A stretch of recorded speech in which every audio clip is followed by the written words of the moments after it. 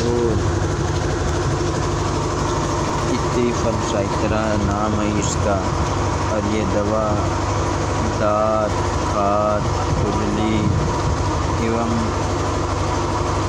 कोई भी दाने, पुराने से पुरानी खुजली या पुराने से पुराने दाग शरीर में हो जाती है गर्मी के कारण या किसी प्रकार के कारण, उस के लिए ये रामी कंपनी का इलाज के लिए बना है। इसका सेवन करने का तरीका भी 1 चम्मच रात में खाएं, और अगर बच्चा है तो उसे आधा चम्मच दें। और इसकी MRP है, इसकी MRP है 84 रुपया।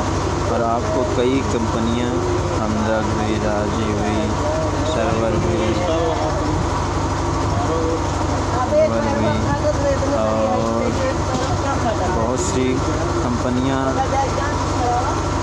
महबूब जैसी और रामी जैसी ऐसी बहुत अच्छी कंपनियां हैं जो हर कंपनियां अपने अपने हिसाब से बनाती हैं, लेकिन हर दवा इस्तेमाल करने का तरीका अलग अलग है। लेकिन ये दवा दाँत, खाज, खुजली के लिए बहुत लाभदायक चीज़ है। आप इसे इस्तेमाल करिए।